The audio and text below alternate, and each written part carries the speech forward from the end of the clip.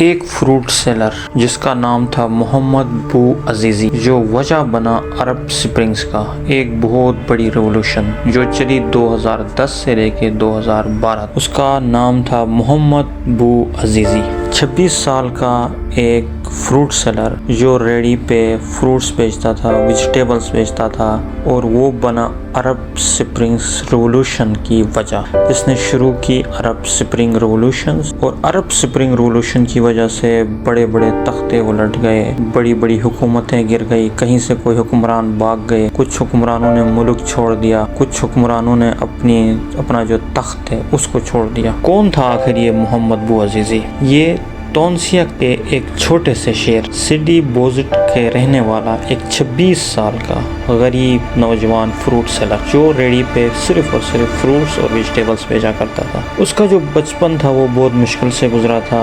والد کی موت کے بعد اپنی 3 بہنوں اور اپنی ماں کے ساتھ رہ رہا تھا، اور ان کا خرچہ پانی اس نوجوان کے ذمہ تھا۔ محمد بو عزیزی اسکول نہ جا سکا، کالج نہیں جا سکا، کیونکہ اس نے اپنے گھر کا خرچہ اٹھانا تھا۔ اس لیے وہ روز صبح جلدی اٹھ کر ریڈی پر سبزی، کیلے اور اس طرح کی ڈیفرنٹ فروٹ جو ہیں وہ بیچا کرتا تھا۔ وہ کوئی پولیٹیکل ایکٹیوسٹ، لیڈر، نیشنلسٹ یا اس طرح کا کوئی بندہ نہیں تھا، بلکہ میری اور آپ کی طرح یا ہم سے بھی کم اس طرح کا ایک نارمل انسان تھا۔ بوزٹ میں اس کا جو شہر تھا، سٹی بوزٹ میں میونسپلٹی اور پولیس کے افسر اکثر غریب وینڈرز کو جو وہاں پہ فروٹ بیچا کرتے تھے ریڈیو پہ لگا کے، آپ نے اکثر دیکھا ہوگا اپنے علاقوں میں بھی، شہروں میں بھی اکثر مارکیٹ میں فروٹ سیلرز ہوتے ہیں، کوئی سبزیاں بیچ رہا ہوتا ہے، کوئی فروٹس بیچ رہا ہوتا ہے، کوئی چھوٹی موٹی کچھ چیزیں بیچ رہا ہوتا ہے، ریڈی لگائی ہوتی ہے۔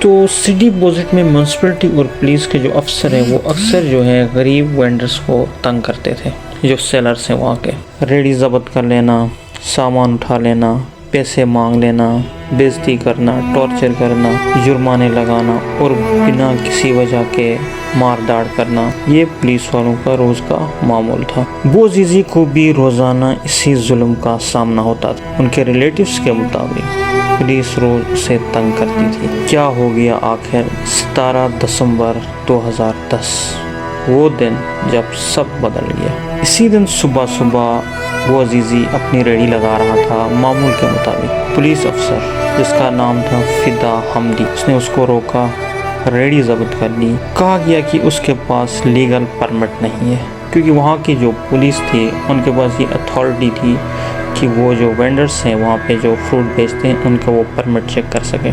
اس نے پرمٹ کے بہانے اس کو روک لیا، اس کی بے عزتی کی، کچھ گواہوں کے مطابق اس سے تھپڑ بھی مارے، کیونکہ وردی کی جو پاور ہوتی ہے سب سے بڑی پاور ہے، پہنی ہو اسے یوٹیلائز کر لیتے، تو اس نے اپنی پاور کو شو کرتے ہوئے اس سے تھپڑ بھی مار دی، اور سبزیوں کا سارا جو سامان ہے وہ زمین پر پھینک دیا گیا۔ ایز یوزول آپ اپنے ارد گرد یہ چیزیں دیکھ رہے ہوں کہ اکثر بڑے بڑے ڈمپر میں ریڑیاں لاد کے، سامان لاد کے غریب جو سیلرز ہوتے ہیں فروٹ سیلر کی، وہ میونسپلٹی والے لے کے جا رہے ہوتے ہیں۔ بو عزیزی کو بہت ذلیل کیا، انہی اندھیروں کی وجہ سے وہ اب ٹوٹ چکا تھا۔ روز کی یہی چیزیں چل رہی تھی، تھپڑ مارنا، بے عزتی کرنا، سامان ضبط کرنا، جرمانے کرنا۔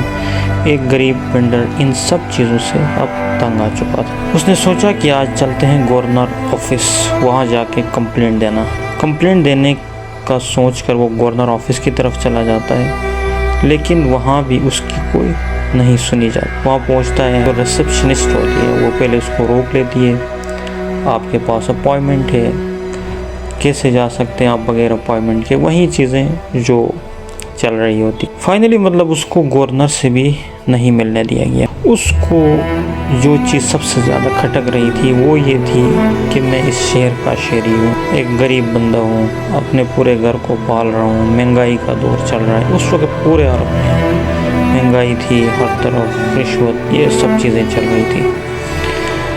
تو لیکن یہاں پہ گورنمنٹ ہے، جو بھی اتھارٹیز ہیں، ان کے سامنے تو ہماری کوئی ٹکر پر عزت ہی نہیں۔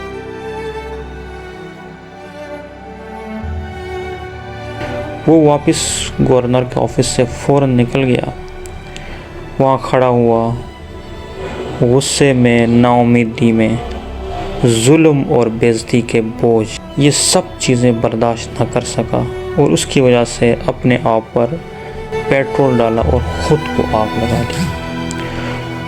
لوگ دوڑتے ہوئے آئے، بھاگتے ہوئے آئے، پانی لے کے آئے، لیکن اس کا 90% جسم اب تک جل چکا تھا۔ اس لمحے نے پوری ٹونسیا کی روح ہلا دی۔ بوعزیزی کو ہاسپٹل لے گئے، 2 ویک تک زندہ رہا آلموسٹ، اور آخر 4 جنوری 2011 کو اس کی موت ہو گئی۔ اس کی موت نے ٹونسیا میں قہر برپا کر دیا۔ اس کا جو ملک تھا جہاں وہ رہ رہا تھا، عرب کا ایک ملک ہے ٹونسیا، اب جب اس نے اس طرح کا پروٹیسٹ ظاہر کیا تو لوگ سڑکوں پر آ گئے۔ جو لوگ آلریڈی پہلے سے بے روزگاری کا درد، مہنگائی، کرپشن، پولیس کا ظلم، ڈکٹیٹرشپ، یہ ساری چیزیں لوگ جھیل رہے تھے، اور ایک چنگاری نے اب اس تمام جو کارواں ہیں اس میں آگ لگا دی۔ عام لوگ، اسٹوڈنٹس، لائرز، ڈاکٹرز، سب نے پروٹیسٹ شروع کر دیا۔ یہ پروٹیسٹ اتنا بڑھ گیا کہ 23 سال کے حکمران پریزیڈنٹ زین العابدین بن علی نے ملک چھوڑ دیا اور وہ بھاگ گیا۔ یہ ہسٹری کا سب سے بڑا بدلاؤ۔ بوعزیزی کی کہانی سوشل میڈیا پر فائر کر گئی۔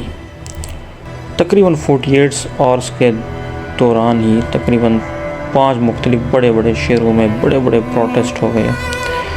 3-4 دن کے اندر یہ خبر پوری دنیا میں پھیل گئی اور پروٹیسٹ شروع ہو گئے۔ ایجپٹ، لیبیا، یمن، سیریا، بحرین، ان سب ملکوں میں، جو یہ سارے عرب ملک ہیں، ان سب ملکوں میں لوگ سڑکوں پر آ گئے۔ یہ جو ایک ویو تھی، اس کو عرب سپرنگ کا نام دیں گے۔ سپرنگ کا مطلب بہار، مطلب عرب میں اب ایک نئی بہار آ گئی۔ اس سپرنگ کو لوگ آزادی کی امید کے طور پر دیکھ رہے تھے۔ یہ جو ویو تھی، اس کو ایجپٹ میں جو حسنی مبارک تھا، اس کی حکومت گر گئی، تختہ پلٹ گیا۔ لیبیا میں بھی محمد قذافی کا اینڈ ہو گیا، کیونکہ نیٹو نے وہاں پہ انٹرونشن کی تھی، ظاہر سی بات ہے۔ یمن میں پریزیڈنٹ صالح نے ریزائن کیا۔ سیریا سیول وار اب تک چل رہی تھی۔ بوعزیزی کی موت کے بعد دنیا نے دیکھا کہ ایک غریب فروٹ سیل، جس کے پاس کوئی اتھارٹی نہیں، کوئی وردی نہیں، کوئی سٹارز کی پاور نہیں، اس نے پوری عرب دنیا کو ہلا دیا تھا۔ ایک شخص کی بے عزتی، اس کی عزت نفس پہ توہین ایک ریولوشن کی صورت بن سکتی۔ ایک آواز جب اٹھتی ہے تو سسٹم بدل سکتا۔ آج بھی اسے عرب سپرنگ کا ٹریگر مانا جاتا ہے، ایک سمبل جو ظلم کے خلاف کھڑا ہوا۔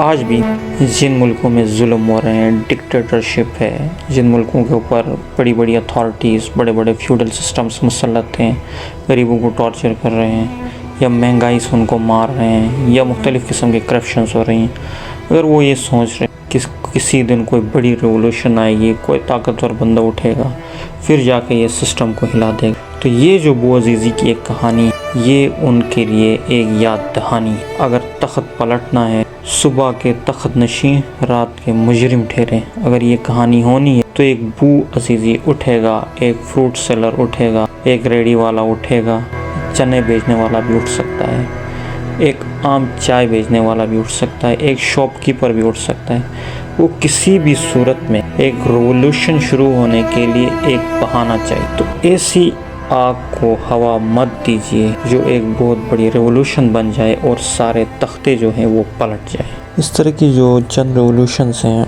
وہ ریسنٹلی آئی ہیں، جیسے بنگلہ دیش میں حسینہ واجد کا تخت الٹ گیا، سری لنکا میں عوام سڑکوں پہ آ گئی، پورے تخت الٹ دیے۔ اسی طریقے سے جب عوامی انقلاب آتا ہے تو پھر تختے الٹنے میں وقت نہیں لگتا۔ وہ راحت اندوری صاحب کا ایک شعر ہے، لگے گی آگ تو آئیں گے گھر کہیں ضد میں، لگے گی آگ تو آئیں گے گھر کہیں ضد میں، یہاں پر صرف ہمارا مکان تھوڑی ہے۔